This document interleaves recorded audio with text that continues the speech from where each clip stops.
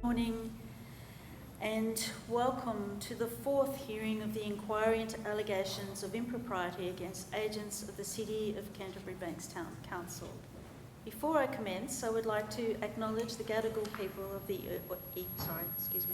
Eora Nation, the traditional custodians of the lands on which we are meeting today. I pay my respects to elders past and present and celebrate the diversity of Aboriginal peoples and their ongoing cultures and connections to the lands and waters of New South Wales. I also acknowledge and pay my respects to Aboriginal and Torres Strait Islander people joining us today. Today we'll be hearing from Councillor Bil El-Hayek, I did ask you before, and Mr Simon Manoski. Both Councillor El-Hayek and Mr Manoski are accompanied by their legal advisors. Before we commence, I would like to make some brief comments about the procedures for today's hearing. It is being broadcast live via the Parliament's website, and they are recorded, and a transcript will be placed on the committee's website once it becomes available. And in accordance with the broadcasting guidelines, media representatives are reminded that they must take responsibility for what they publish about the committee's proceedings. While parliamentary privilege applies to witnesses giving evidence today, it does not apply to witnesses, say, outside of their evidence at the hearing. I therefore urge witnesses to be careful about comments you may make to the media or to others after you have completed your evidence. Committee hearings are not intended to provide a forum for people to make adverse reflections about others under the protection of parliamentary privilege. In that regard, it is important that witnesses focus on the issues raised by the inquiry, terms of reference, and avoid naming individuals unnecessarily. All witnesses have a right to procedural fairness according to the Procedural Fairness Resolution adopted by the House in 2018.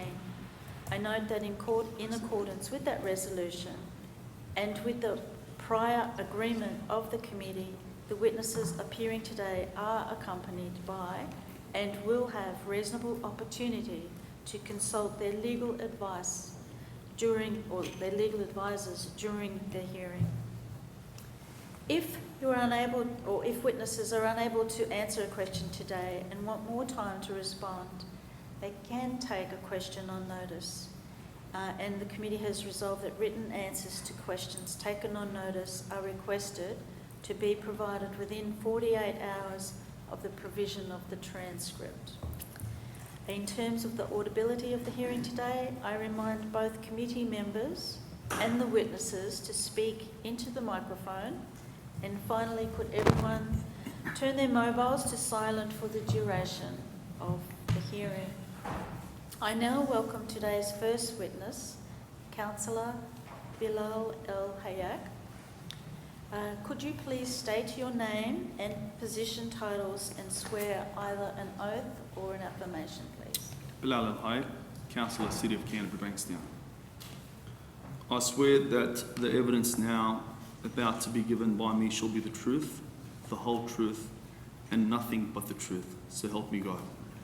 Thank you. And would you like to start by making a short statement? Yes, please, Madam Speaker. I too would like to acknowledge the traditional owners of the land on which we stand and pay my respects to elders both past, present and emerging. Why? Why is the question I have grappled with for days.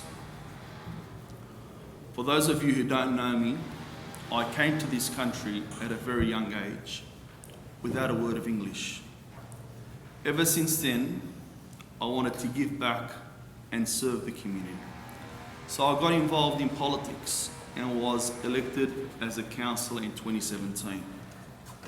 Madam Chair, I currently work with young people and was a youth coordinator at Bankstown Police Citizen Youth Club for nearly a decade, managing youth and family programs, dealing with and mentoring troubled kids, connecting disadvantaged children with social and educational activities, and managing school leadership programs and youth-led conferences with various local organisations. I have formed strong relationships with the Bankstown and Canterbury Police Area Command, AFL and NRL clubs, community groups and religious organisations. My work bringing together families of different cultures and faith was recognised when I received the Premier's Harmony Medal in 2018. And what a pleasure it was to receive that accolade from the then Premier Gladys Berejiklian. I'm also a proud White Ribbon Ambassador and sit on various committees promoting this important cause. Madam Chair, I'm not one of those politicians sitting on their backsides in an air-conditioned office or venturing outdoors only when there's a photo opportunity. I've been front and centre, volunteering when needed. During COVID, I assisted and helped pack and deliver thousands of food hampers to the needy and elderly across our community over many, many months. Not to mention vital masks and sanitisers to our local hospitals. And during the North Coast flood emergencies and the South Coast bushfires, again, thousands of food packages, truckloads packed and loaded and delivered to those communities hardest hit. Meeting people from all walks of life. And one of those who left an indelible impression on me was the late Jim Molan, doing his bit for bushfire victims in Cobargo. Whether it is loading and delivering truckloads locally, whether it's loading and delivering truckloads of hay to desperate farmers in Cobar and Dubbo during the drought, or handing out Meals on Wheels with our Meals on Wheels service locally, or feeding the homeless in our city, or the pleasurable task of delivering toys to sick kids for Christmas. The voluntary work is my way of giving back to the community. Madam Chair, thank you for the opportunity today, and I'm happy to take questions. Thank you. And thank you for your volunteer service to the community. So I'll move to Mr. Farlow for questions. Thank you very much. Thank you, Madam Chair, and thank you, Councillor El-Hayek, for being here today and for coming voluntarily here today as well. I know you had agreed on the first request of the committee, so you should be commended for that, so thank you. Just wanting to turn to your pecuniary interest disclosure to begin with. Now, you outlined that you were a youth coordinator for Bankstown PCYC. Correct. Is that correct? Is that your current employment, or are you in different employment now? Or? Correct. What's your current role? I run my own company dealing with young people. Okay. So your own business. And in your pecuniary interest disclosure, I think you have, in terms of sources of income, Bil El-Hayek Community Education Program. Is that your activity now? Or?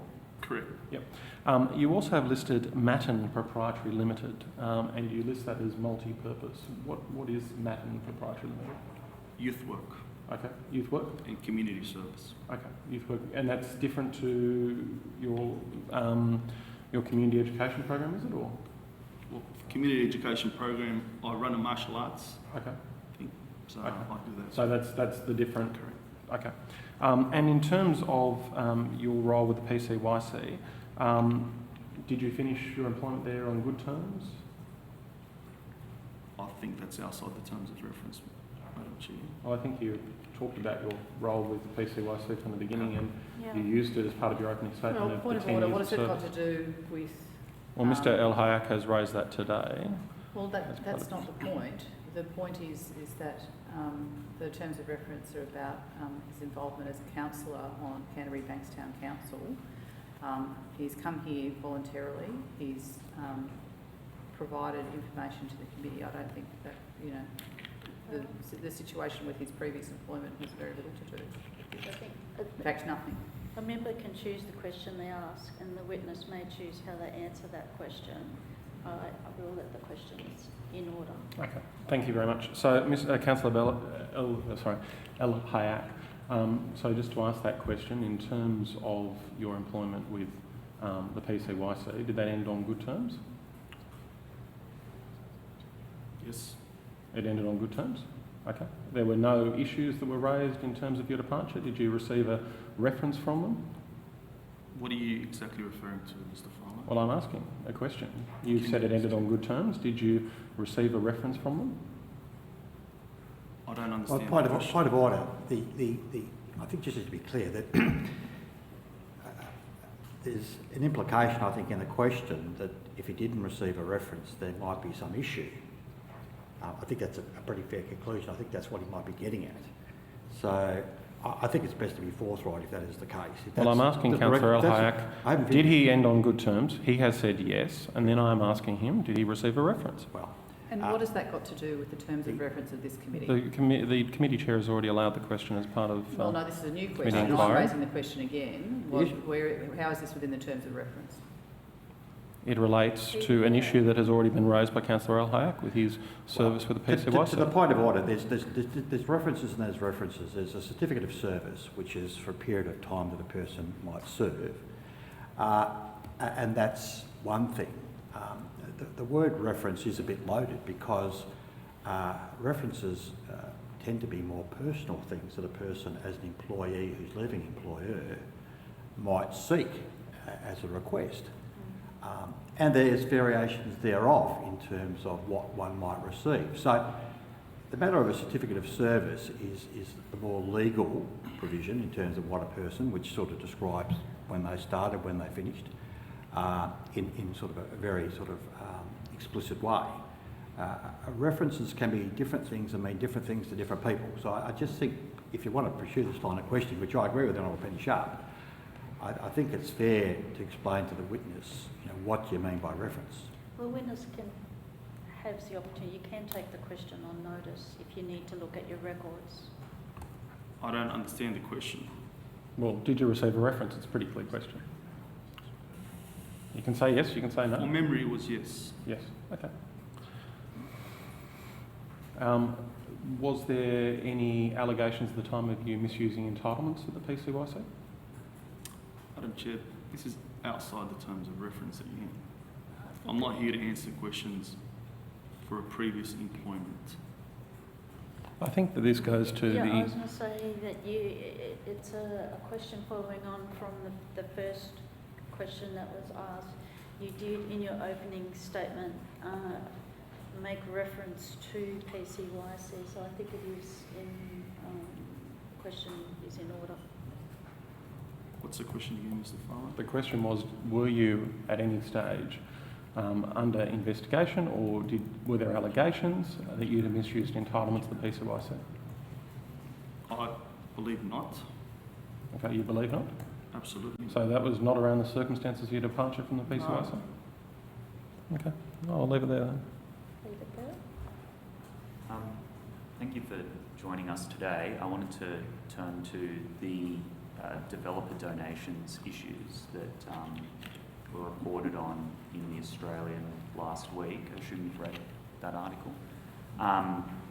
It was revealed in that article that your ticket for council may have received illegal donations from David Pham via Mr. Bingsu.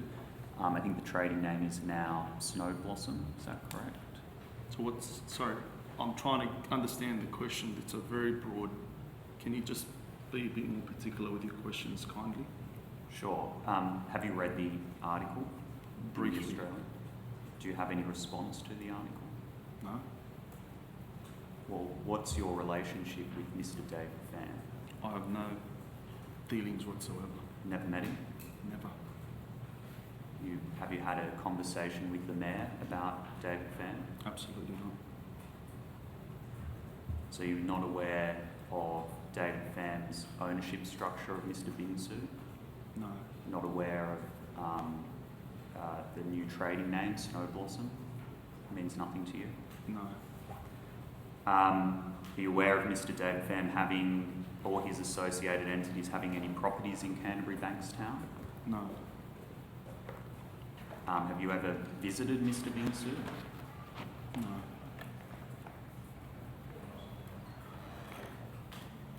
Do you know why David Pham, when I suppose being asked to appear at this inquiry, he originally said that he was happy to attend, and then now since he's gone quiet. Are you aware of why that might be the case? Point of Sorry, order. point of order. That's You know, a cracker.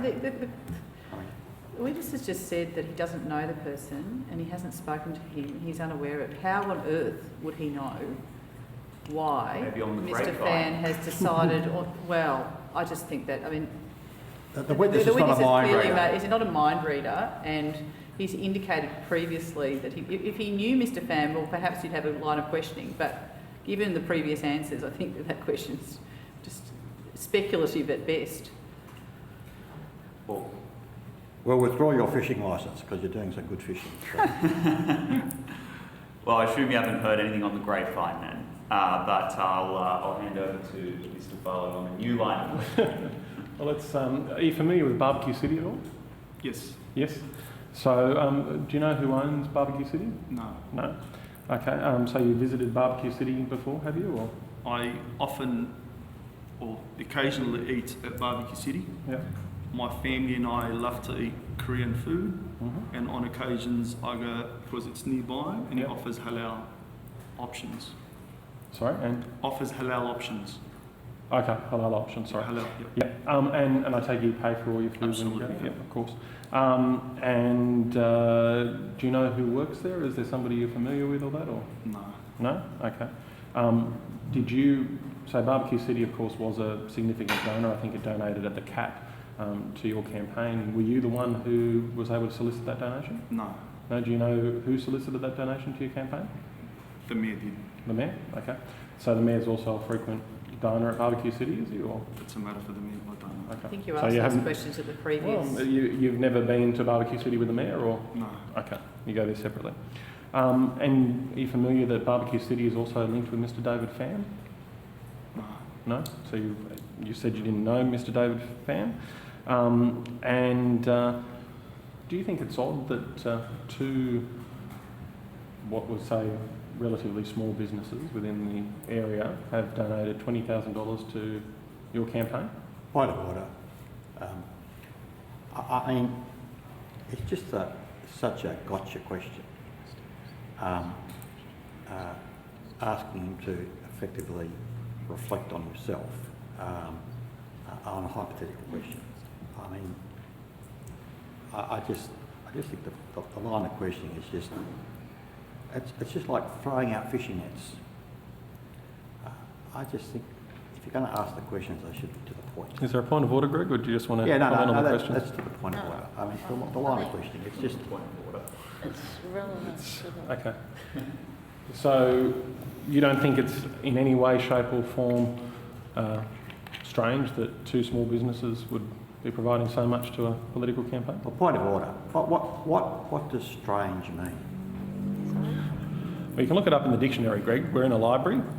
And head on down, you can look at what strange means. Well, I think you better explain to the witness what strange means. I mean, strange can mean... Out of the ordinary, unusual. Pardon? Do you think it's strange that such significant donations will be made from two small businesses within the Little Saigon Plaza, both connected to Mr. David Pham? No. No. It's not a matter Perfectly for ordinary for you? Okay. Following the council elections, did you have your post-election celebrations at Little Saigon Plaza? Yes. Yep. And where in Little Saigon Plaza were they held? Highline. Highline? Yep. Who organised that? The mayor did. The mayor? So you had no involvement in that? No. Was food and drink provided by either Barbecue City or Mr. Bing Su or?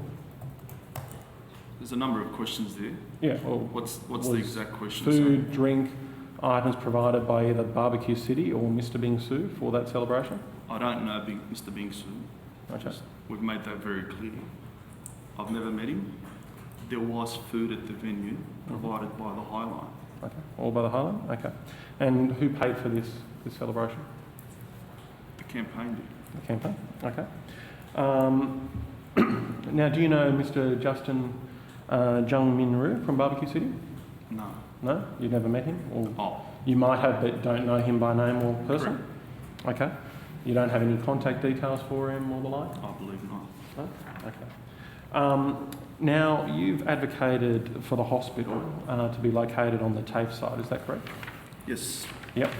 Now, why is that being your view that the hospital should be located on the TAFE site? You know what? Health Infrastructure New South Wales, the New South Wales Planning, and other government agencies all supported the hospital to be built in the CBD. In fact, I believe the Premier, Mr. Perrottet, told the Mayor himself that it will be going to the CBD and not on a toxic site in an already congested suburban neighbourhood. Unfortunately, politics won the day over people, and I know that from personal experience. And Mr. Hayek, Councillor El-Hayek, would there have been any material benefit to either Barbecue City or to Mr. Ming Su or to David Pham and the Little Saigon owners of that hospital being located in the CBD on a site that was located just across the road from their facilities? Can you please rephrase that question? I'm saying, would there have been a benefit to those businesses by having a hospital located across from their facilities? I believe I wanted the hospital to be in the CBD, specifically. I'll turn to Mr. Rath. Just regarding the Mayor's resignation from Labor's upper house ticket, it was inappropriately put the media statement announcing his resignation from that ticket on Canterbury Bankstown letterhead. Do you think that was appropriate? That's an operational matter, I don't get involved. Do you believe he should have resigned from Labor's upper house ticket? That's not a matter for me. And that's outside the terms of reference too. Have you ever had discussions with council staff or used their letterhead in any way for party political reasons yourself?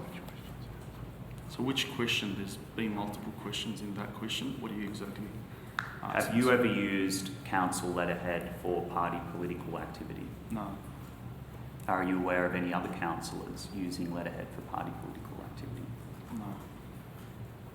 Do you believe that council resources should have been used to assist Councillor Asport for party political activity? No. You don't believe that it should have been? Council is independent and it should stay independent. So you believe that the Mayor acted inappropriately? That's an operational matter and I'm not going to get involved. Are you aware of how the media release was crafted? No. Do you agree with the contents of the media release? I haven't read the media release. And can you shed any light on why council resources were used in that way? It's an operational matter, Mr. Rath. I've already stated that. He now asked it 3 times, got the same answer. Have you so- spoken to the Mayor about the media release? No. I think it's your time. You've got. Yeah. No, that's great. Thank you, Councillor Hayek.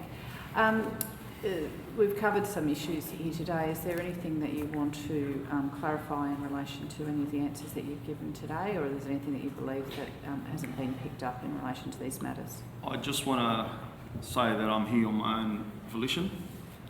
And as you've heard earlier, I believe in practice service to others. But I must say, an interesting observation that I make is that this committee has so far not called upon any Liberal or independent councillors who've served since 2004. Thank you. Greg? Thank you. Greg, do you have If not, why not?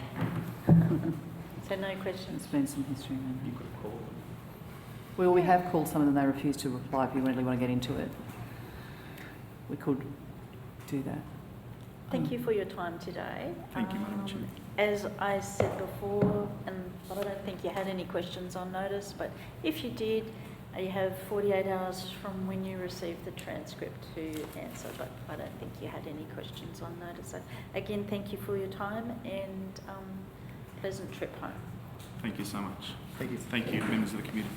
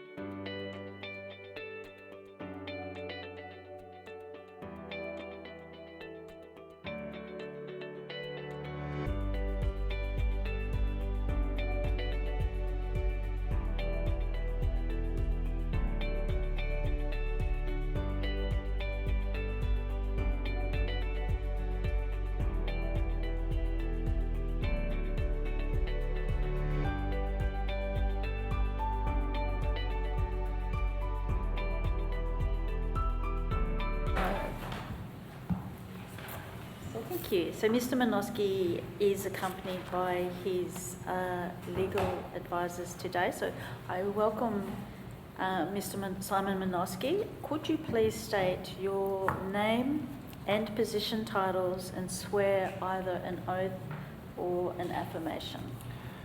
Simon Manoski, independent urban planning consultant, and I'd like to take the oath. I swear that the evidence now about to be given by me shall be the truth, the whole truth, and nothing but the truth, so help me God. Thank you. And would you like to start by making a short statement? I do have a short statement, thank you. Good morning. Chair and members of the committee, thank you for the invitation to give evidence before the committee today. My name is Simon Manoski and I was the Director of Planning at Canterbury Bankstown Council for 11 September 2017 to 6 October 2022. I'm now an independent urban planning consultant. I was advised by this committee on 30 January 2023 that the committee wished to ask me questions in relation to councillor entitlements, councillor disclosures, councillor expenses and policies relating to councillors. As I've advised the committee, when I was Director of Planning at Canterbury Bankstown Council, I was not involved with council entitlements, disclosures or expenses, or council policies relating to those matters. My request that the committee outline why it wished me to attend as a witness in light of that absence of involvement has not been responded to. I'm therefore unsure as to whether I'm able to assist the committee today. Be that as it may, I have accepted the committee's invitation to give evidence with a view to assisting it in any way I reasonably can. I should make clear, though, that I've agreed to appear to give evidence before the committee on the basis there has been no suggestion by this committee or any of its members that any allegations of impropriety have been or are to be made against me. Thank you. Thank you. Who would like to start? Thank you, Mr Manoski, for attending today. Can I ask, firstly, who is paying for your legal representation today? So I understand as a part of Council's agreement with its insurance that I'm entitled to representation here today. So Council's paying. Do you think that's appropriate, given that you're no longer employed by Council?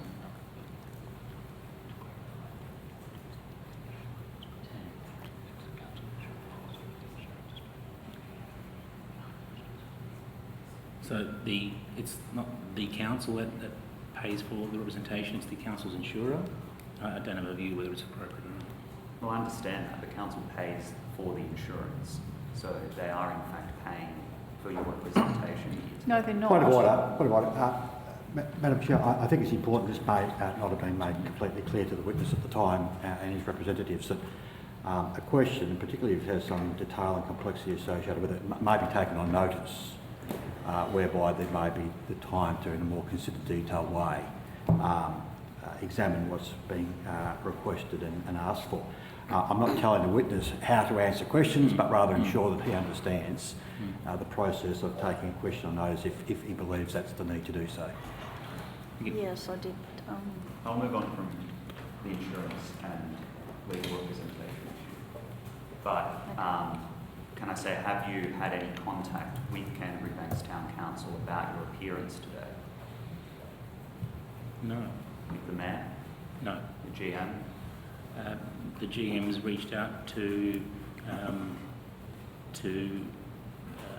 check on my welfare, and that was the essence of the discussion. What about any of the staff? No. But surely, Mr Manoski, if you've got legal representation which is here paid for by the council under their insurer, there must have been some communication with the council about your appearance here today then? The communication was around ensuring that I do have representation and that it is covered by council's insurance agreements. Okay. That was the essence of it. Can you confirm for us the nature of your current employment? I'm an independent urban planning consultant, just a sole trader. And your employment history, so you were at Canterbury Bankstown Council until what? It was October 2022. So in September 2022, you created an ABN, but you didn't leave council until October 2022. Is that correct?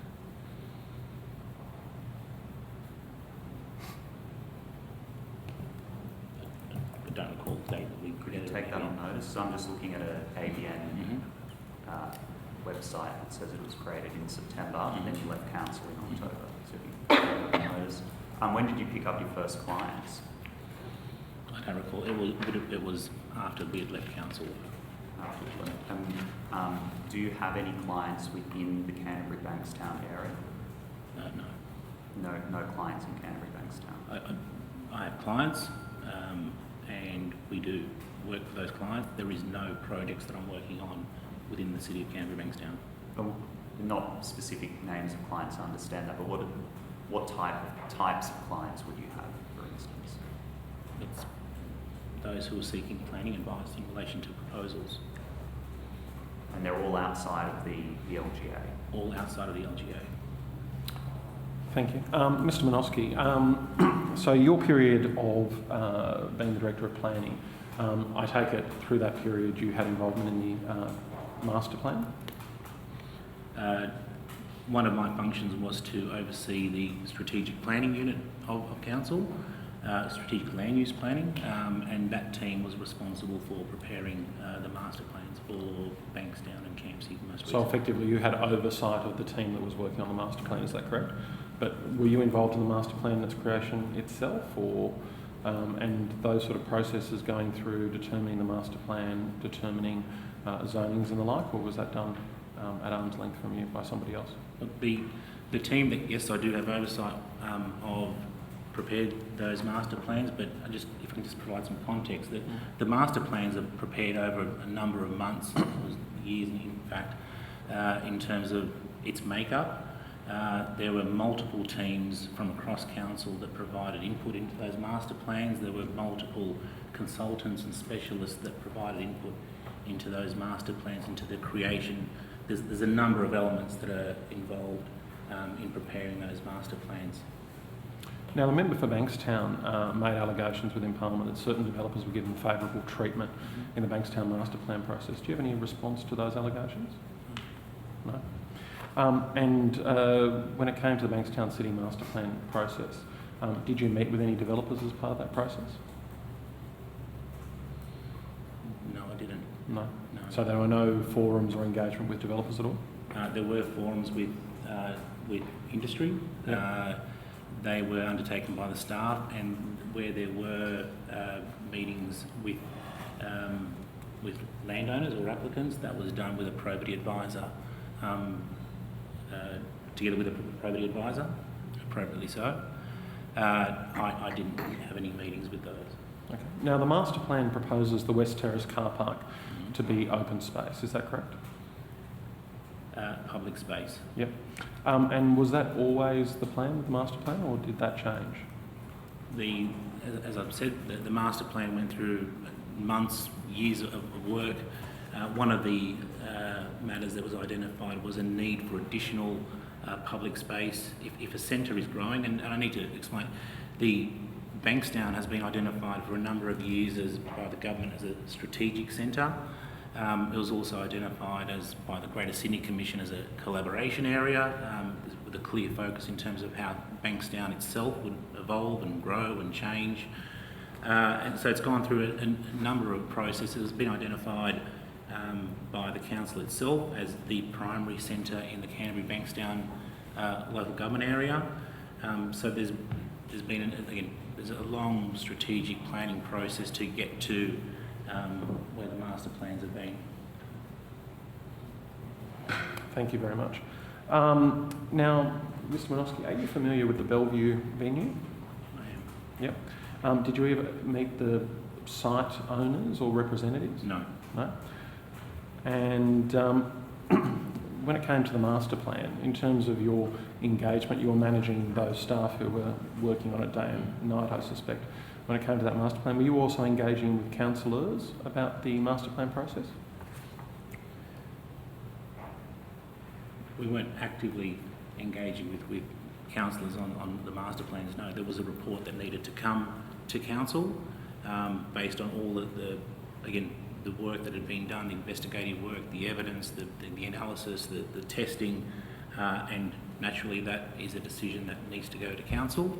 We prepared a report to council to make recommendations that a master plan progress into what's called a planning proposal, which is effectively the planning process. I don't recall any specific engagement with councillors on that master plan.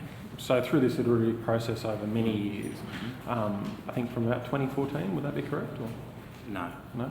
Since when in terms of the master plan The development? master plans were in the process. I don't know the exact dates, but it'd be, I wouldn't want to guess either, to be honest with you, but it wasn't since that time. Okay. But throughout your whole time within Canterbury Bankstown Council, is that correct? Yeah. Did you have any discussions with the Mayor about the master plan and the shape that it was taking? I don't recall any specific discussions with the Mayor about the master plans, no. No? Okay. And when it comes to the Bellevue venue, it's proposed to be 25 stories high under the master plan. That makes it the highest building in the Bankstown master plan, is that correct? No. No? What's the highest then? There are a number of sites that are identified for that height. Again, from memory, that includes the Western Sydney University building. It's equivalent of that height as well. There is another site known locally as the Compass site that's been rezoned a number of years ago for the same height as well. And that height's really dictated by the airport controls around Bankstown Airport, which we engage with as well, but it's not the only site at that height. So why was the Bellevue site zoned to be 25 stories? What was the rationale and reasoning behind that? So when we plan as part of this master planning process, we don't plan for particular sites. We're planning as a precinct, and we're talking about thousands of properties here, so we're not particularly looking at a particular site. There was, again, a long process in identifying where the appropriate locations are for increased density. And that's, again, done through a series of testing by staff, by urban designers, by specialists that identified where it's appropriate to have taller buildings. That was independently advice that was provided to council. Naturally, a long-standing principle of planning in Sydney is to look at where it's appropriate to grow, what areas are best can accommodate growth, and that's really around your centres. Now, the location of the site you've mentioned is effectively within metres of where the new metro station will open. It is in a location that is, like with the rest of Bankstown CBD, there is significant access to transport, being the metro and the heavy rail. It's within proximity, very close proximity to a bus interchange. You've got a shopping centre, now a university, public space, road access. So we need to look at all the elements that make, from a good planning perspective, what makes sense. The site that you mentioned, again, it is what we term as strategically significant, and it demonstrates merit in terms of what is appropriate from a height and density perspective. And again, the teams that preparing these strategies and the master plan identified that site as appropriate for that height. But that's larger than neighbouring sites, isn't it, in terms of its 25-storey zoning? I don't recall I don't know the exact heights of surrounding buildings, but there are a number of buildings, a number of planning controls that will enable buildings of that height. Again, there are a number of rules that are surrounded by how those buildings would come about. There are additional controls around, how much needs to be commercial versus residential. So there's a number of layers of controls that would apply to any development. Again, I also need to stress the master plans and where the process is from when I was there. It's still very early in the planning process. There's been no decisions, as I understand, in terms of actual rezoning. It's a strategy, a plan that hasn't been made. It was submitted to the Department of Planning for a gateway decision, and I don't even know if that's been issued just yet. It's still very early in the planning process. So considering that site being zoned for 25 stories, why were neighbouring sites not zoned in the same way? Was it because of a larger footprint, or what were sort of the considerations that were made for that site to get the uplift of 25 stories compared to others? I think there was uplift across the CBD to, as part of the government's planning for Metropolitan City, but I'll talk about specifically about Canterbury Bankstown, and through what's known as the South District Plan, and Canterbury Bankstown sits what's identified in the South District together with Georges River and Sutherland. Canterbury Bankstown is required to take the bulk of that growth in that district. Now, it makes sense that we identify where it's most appropriate for that development to go. Again, like I said, in areas that are highly serviced by transport, schools, open space and what have you. And again, the heights themselves, that went through a number of design and testing done by staff and urban designers to identify where heights could be accommodated and where it makes sense from a number of different perspectives. Now, you mentioned two other sites, the Compass site, I think it was 25-storey, and the Western Sydney University site. Now, the Western Sydney University site, of course, has great amenity for the local community by having a university based there in Bankstown and such a significant campus. Am I right in saying that the Compass site, there was also an agreement that council would move into that facility? Was that part of the agreement with the Compass site? No, there was a planning agreement that council that was made as part of the rezoning at the time, and we're talking a number of years ago, for a commercial premises to form part of that proposal, if and when it came through. So at the moment, it's just a rezoning that's going through. There's no development proposal, as I understand, for that site at this point. And was there any sort of community benefit in terms of the Bellevue site that was required for that 25 stories? The benefit around that particular site was around its requirement. If it was to achieve the full height and density, it would require to provide a minimum of 50% for commercial purposes. The important bit about that is, as important as it is to provide residential and amenity and open space and public space and access and movement in our centres, it's just as important to safeguard floor space for jobs. So that was part of the thinking. So in terms of it provides a different function in terms of making sure that if that development was to come through, if the rules were to change, and if a development application was to come through, these are the requirements that would be stipulated for that building. Thank you. And Mr. Ray. Great. I'll turn now to Mark Murphy's developments in the Canterbury Bankstown area. Do you know Mark Murphy? No. Never met him, spoken to him. But he has a large number of developments within the Canterbury Bankstown LGA. I don't know what he owns. Have you ever spoken to the Mayor about one of Mr Murphy's developments? No.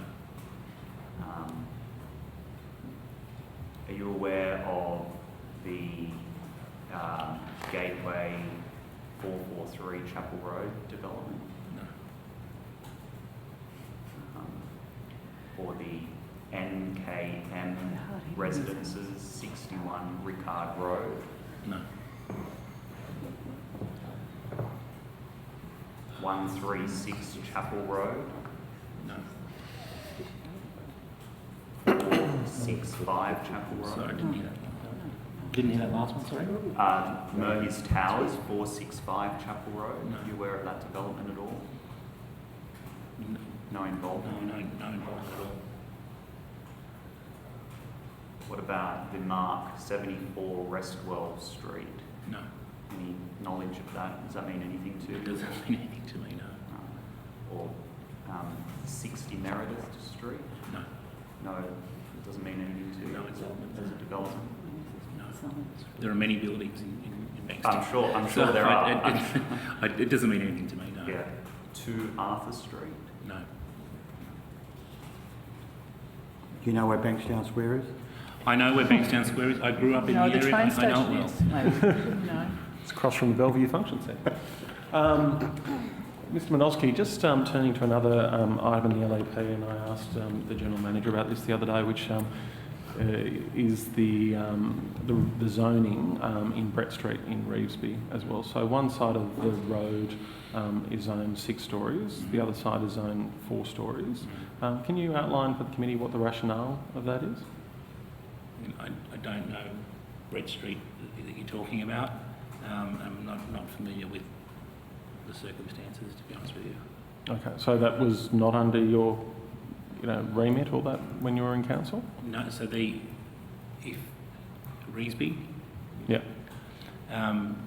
planning for Revesby happened what was known as the local area plans that identified heights, buildings as part of that process. That was done before my time. Before your time, okay. Thank you, that's all from me. No other questions? Can I just ask, when you commenced at Canterbury Bankstown, did you say it was 2017? 2017. And how did you... As planning director, yes. Sorry? As planning director, it's 2017 through to 2022. 20 to 2020. And why did you leave? Because you started your own business. Oh, look, I wanted, purely for professional reasons, I wanted to explore some work in the private sector, Yep. and it's purely for professional reasons. Penny? No question? I'll like just ask Ms Manoski, is there anything that we haven't covered or that you'd like to provide more information to the committee on that you've been asked about today? No, thank you. Nope, nothing from me. Okay. So thank you for your time today. Thank you. Again, if there are questions on notice, you have 48 hours when you receive the transcript in which to answer those questions. I think that's all for today. So Thank you very much. Thank you for your time. Thanks, Mr. Manoski. Thank you. Thank you.